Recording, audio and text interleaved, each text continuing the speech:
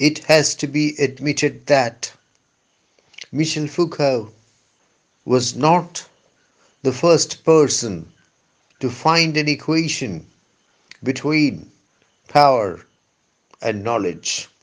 That an equation exists between power and knowledge was suspected about 2000 years before Foucault, when the ancient Romans coined the dictum scientia potentia est. Knowledge is power.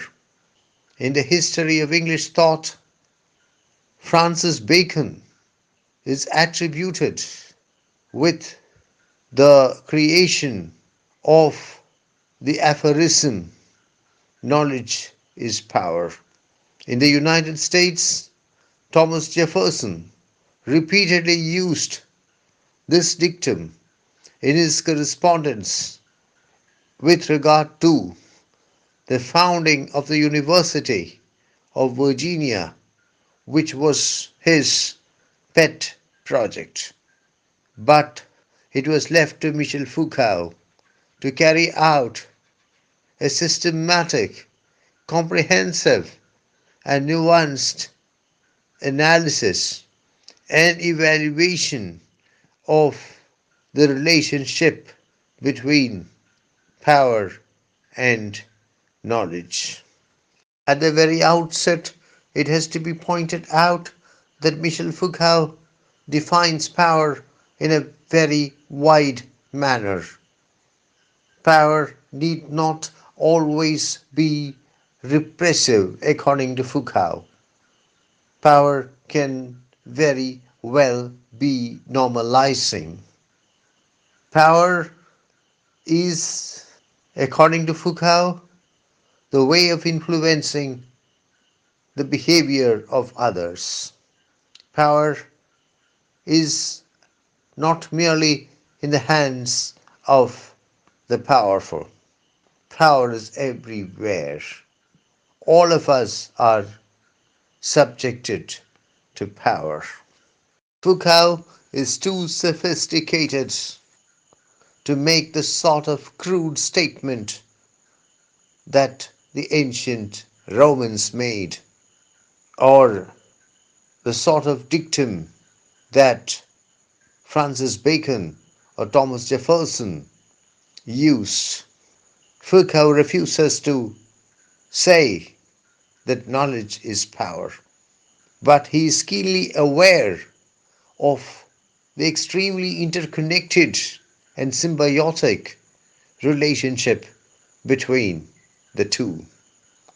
In a very general sense, power relations impact the production of knowledge, and the knowledge thus produced in turn influences power relations.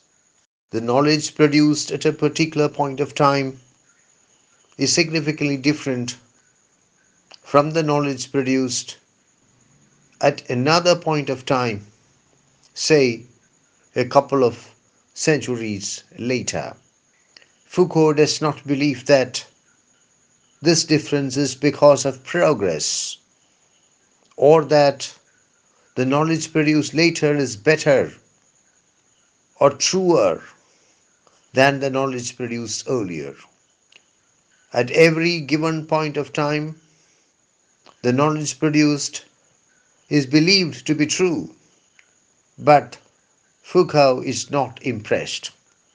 All that we can conclude, according to Foucault, is that the knowledge produced at a particular point of time is in sync with the power equations, the power relations active at that point of time. The institutions which produce knowledge, validate knowledge, and disseminate knowledge are themselves sources of power. Under these circumstances, it is simply impossible to divorce knowledge from power, to divorce scientific knowledge from power. Foucault has in mind institutions like universities, research institutes, and laboratories. I think I can give a more concrete example. A scientist is shaped into a particular kind of person by the university which develops him.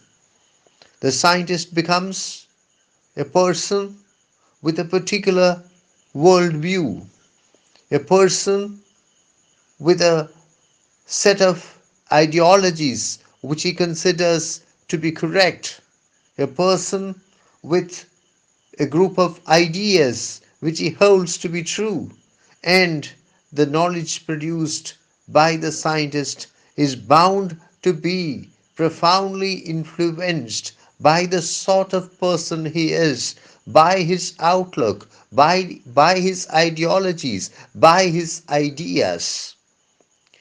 You must remember that the scientist was shaped into the scientist he is, into the sort of person he is by the university. So, the knowledge produced by the university, that is, by the scientist, is bound to be knowledge which is in sync with the power perspective and the power strength of the university. Power influences the production of knowledge. Knowledge, in turn, results in the exercise of power. For example, it is knowledge, scientific knowledge, which decides whether I am well or ill.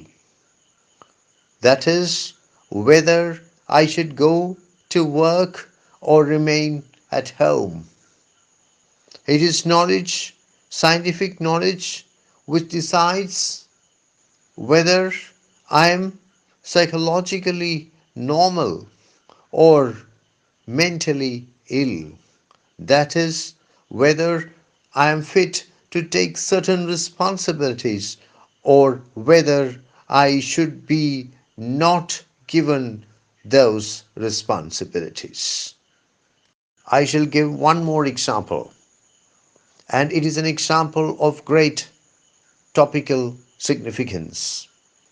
In these pandemic times, it is knowledge, scientific knowledge, that decides whether I should go out of my house with or without a mask, and how far I should stand from another person while interacting with him. To assume that all this knowledge, all this so called knowledge, is absolute truth, is universal truth, is laughably absurd. This is because all knowledge is shaped by the circumstances which produce it. All knowledge is historically contingent. All knowledge displays a profound relationship to its origin and the conditions of its origin. For example, a university education shapes a student, shapes a student into a particular kind of person who in turn produces knowledge. This knowledge is bound to be in sync with the power relations of the university with the various entities around it.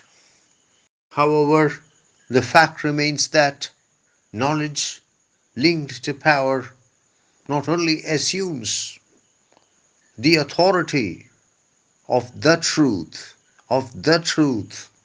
but has the power to make itself true.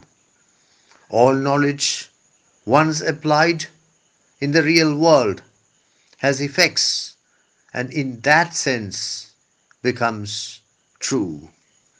I would like to sign off by reading a brief passage from Michel Foucault's Discipline and Punish. It's on page 27. This is what Foucault says. I quote: there is no power relation without the correlative constitution of a field of knowledge, nor any knowledge that does not presuppose and constitute at the same time power relations. Unquote.